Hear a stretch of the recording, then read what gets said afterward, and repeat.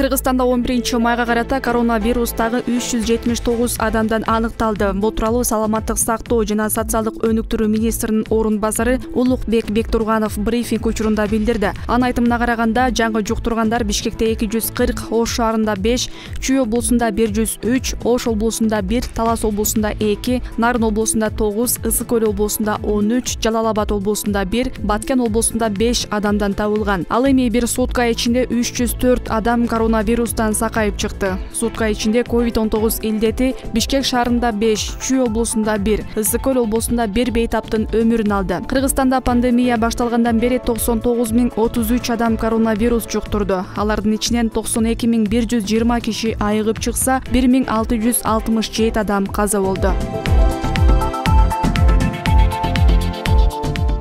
Жер жүзүндө COVID-19 жуктургандар менен көз жумгандардын көрсөткүчү эң жогорку чегине келди. Бул тууралуу Дүйнөлүк саламаттык сактоо уюмунун башкы директору Тедрос Адханам Гебрейесус маалымат жыйынында билдиргенин РИА Новости жазды. Илдеттен азая баштаганы бардык аймакта, анын ичинде Америка менен Европада да байкалууда. Анткени менен оорунун жогорку чегинде турабыз. Өткөн жумада коронавирус 5 миллиондон ашык адамда аныкталып, 90 000 киши акка моюн сунду, деди ал. Дүйнөлүк саламаттык сактоо уюмунун башчысынын айтымында, дүйнө боюнча кырдаал кооптуу. Ооругандар менен көз жумгандар Түштүк Чыгыш Азияда тездик менен өсүүдө. Ошондой эле айрым мамлекеттердин шаарлары дартка туруштук бере албай жатат. Эл аралык уюм Индиядагы коронавирустун жаңы түрүнө дыккат көз салып жатканын белгилеген. Адистер ал жактагы вирус дүйнө жүзүнө чоң коркунуч жаратарын айтууда. Кыргызстанга Спутник V вакцинасынын экинчи партиясы алып келинди. Бул тууралуу Саламаттык сактоо министрлиги кабарлады. Маалыматка караганда өлкөгө 20 000 доза жеткирилди. Препарат экинчи компонент болуп эсептелгендиктен биринчи дозаны алгандар үчүн сайылат. Апрелде биринчи партиясы келген. Саламаттык сактоо министри Алымкадыр Бейшеналиев буга чейин 20 000 доза 10 000 адамга жете турганын билдирген. Белгилей кетсек, Спутник V чектелүү гана көлөмдө келип жаткандыктан жаш курагы 65тен өткөндөргө гана колдонулууда. Башка каалоочулардын бардыгы кытайлык Sinopharm препаратын ала алышат. Кыргызстанда той, маареке, Куран окутуу сыяктуу иш-чараларды тартипке келтирип, айрым чектөөлөрдү киргизүү пландалып жатат. Жогорку кеңештин сайты аркылуу үлпөт той, маареке салтанаттарын, көмүү ырым-жырымдарын жана маркумдун элесине арналган иш-чараларды өткөрүүнү тартипке келтирүү жөнүндө мыйзам долбоору коомдук талкууга коюлду. Демилгечи депутат Улукбек Ормонов себептер түшүндүрмөдө айтылганына караганда, акыркы жылдары мындай иш-чараларды өткөрүүдө мактануу, өзүн көрсөтүү, ашыкча коромчулук сыяктуу терс көрүнүштөр менен кемчиликтер кездешүүдө. Мындан тышкары айрым жарандар мындай иш-чараларды өткөрүү үчүн каражатты карызга алып, төлөп бериш үчүн миграцияга кетип жатышат. Айрымдар мындай иш-чараларды кошуналары менен туугандар тарабынан сындоолордон кутулуунун бирден бир жолу катары кабыл алууда. Максаты жарандардын арасында ашыкча коромчулук, шаан шөкөт фактыларын жок кылуу, ошондой эле финансылык ресурстарды сарамжалдуу пайдаланууга багытталган элдик демилгелерди колдоо максатында иштелип чыкты. Жогорку кеңештин депутаттарынын жыйынын азыркыдан да азайтуу сунушталууда. Депутат Марлен Маматалиев Жогорку кеңештин регламенти жөнүндө мыйзам долбооруна түзөтүү киргизүү демилгеси менен чыкты. Учурда парламент шаршемби жана бейшемби күндөрү жумасына 2 ирет чогулат. Маматалиев депутаттардын жыйынга айына 2 ирет, шаршемби жана бейшемби күндөрү гана чогулуусун сунуштап жатат. Ал эми жыйындын ортосунда өкмөттү алаксытпай, парламентарийлердин мыйзам чыгаруу жана шайлоочулар менен жолугуусу демилгеленүүдө. Министрлер кабинети күн карама майы менен кумшекерге болгон baага убактылуу мамлекеттик жөнгө салууну киргизди. Министрлер кабинетинин төрагасы Улукбек Марипов кол койгон бул чечим расмий жарыяланган күндөн тартып 15 күндөн кийин күчүнө кирет. Аны ишке ашыруу экономика жана финансы министрлигине караштуу монополияга каршы жөнгө салуу мамлекеттик агенттигине тапшырылды. Антимонополия агенттигинин директору Кеңешбай Тайлаков баалар кантип көзөмөлдөнөрү тууралуу Азаттык радиосуна маалымат берди. Күн карама майын кумшекерди өндүрүүчүлөр, ташып келгендер, ортомчулар, ишкерлер анын үстүнө акча кошуп сатат. Биз ошол кошулган үстөк каражатты чектөө боюнча иш жүргүзөбүз. Ал эми буга чейин тамак аштын эң жогорку баасын белгилеп алып, анан бааны көзөмөлдөчүбүз. Азыр болсо кошулган үстөк паяздарды карайбыз, деди ал. Кеңешбай Тайлаковдун маалыматы боюнча Кыргызстанга өсүмдүк майынын 90-95%, кумшекердин 50% сырттан келет.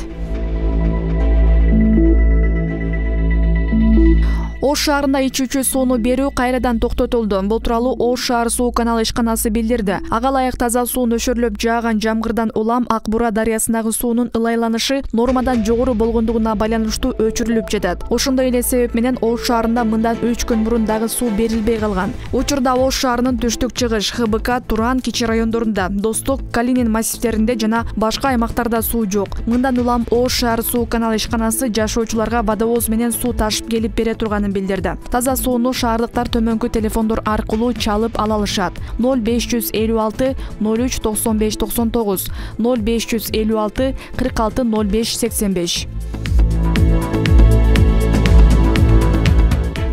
Бириккен Улуттар уюмунун Кыргызстандагы тутумунун туруктуу координатору Азания Ажылея менен Тышкы иштер министринин жетекчисинин биринчи орун басары Нуран Ниязалиев кыргыз-тажик чек арасындагы жаңжалда өрттөлгөн айылдарды калыбына келтирүү боюнча биргелешкен иштерди талкуулады. Азания Ажылеянын айтымында өкмөт менен Бириккен Улуттар уюмунун агенттиктеринин биргелешкен иштерин координациялоочу аянтча иш алып бара турган топ түзүлгөн. Жакында алардан куралган гуманитардык команда жапа чеккен жарандардын муктаждыктарын аныктоо үчүн Баткен облусуна барып келген. Министрдин биринчи орун басары Баткен облусу чукул эле эмес, социалдык экономикалык өнүгүү үчүн узак мөөнөттүү жардамга да муктаж экендигин белгиледи. Ал Бириккен Улуттар уюмунун Баткен облусунун экономикасын кайра калыбына келтирүүгө колдоо көрсөтүүсүнө жана эл аралык уюмдар тарабынан жардам тартуу боюнча иш жүргүзүүсүнө үмүт арта тургандыгын билдирди деп айтылат маалыматта. Айжан Чыныбаева Бишкектин вице-мэрлик кызматынан бошотулуп, ордуна Виктория Мазгачева дайындалды. Бул тууралуу мэриянын маалымат кызматы билдирди. Кадрлар боюнча бул буйрукка Бишкек шаарынын мэринин милдетин аткарып жаткан Бактыбек Кудайбергенов кол койгон. Эске салсак, былтыркы жылдын июль айынын аягында Виктория Мазгачева вице-мэр болуп дайындалып, бирок 27 октябрда ал кезде мэрдин милдетин аткарып жаткан Балбак Төлөбаев иштен алган болчу. Атайын категориядагы жарандарга акысыз 2017 жылкы үлгүдөгү ID карта паспорту акысыз берилүүдө. Бул президенттин жарлыгына ылайык Кыргыз Республикасынын мамлекеттик каттоо кызматы тарабынан берилип баштады. Бул убакытка чейин атайын категорияга балдар үйүндө жашаган 16 жаштан өткөн балдар, томолой жетимдер, майып балдар, карылар үйүндөгү 70 жаштан өткөн пенсионерлер жана улуу ата мекендик согуштун ардагерлери Баткен окуясынын катышуучулары кирип бекер паспорт алышса, эми Кыргыз-тажик чек арасындагы жаңжалдан жабыркагандарда бекер паспорт ала алышат. Бул акция 1 майдан 31 августка чейин Кыргызстандын бардык аймактарында жүргүзүлөт. Бишкектеги Дөлөн Өмүрзаков атындагы Борбордук стадиондо Кыргызстандын жеңил атлетика боюнча фестиваль өтөт. Бул тууралуу аталган спорттун федерациясынан билдирди. Мелдешке республиканын 14 жаштан ашкан мектеп окуучулары, студенттер, спорттук мектептердин, клубдардын тарбиялануучулары катышат. Аларга эки түрдөгү программа жана эстафетага катышууга уруксат берилет. Мелдеш дүйнөлүк атлетиканын эл аралык эрежелери менен өтөт. Эстафеталык жарышта команда жок болгон же катышуучу 3төн кем болуп калган учурда мелдеш өткөрүлбөйт.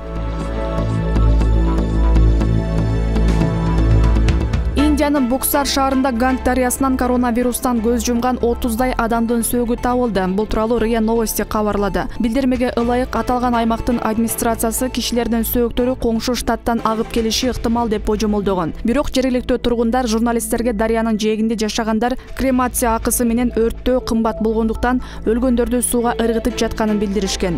Күбөлөрдүн айтымында сууга ыргытылган адам сөөктөрү 100дөн көп болушу мүмкүн. Бийлик сууну тазалай баштаганын билдирген. Таанылбаган сөөктөр ырым-жырымы менен кремацияланып, чыгымын штаттын өкмөтү өзүнө алган. Беле кетсек, Индия коронавирус жуктургандар боюнча дүйнөдө 2-чи орунда турат. Оору жуктургандардын жалпы саны бул мамлекетте 22 миллиондон ашты.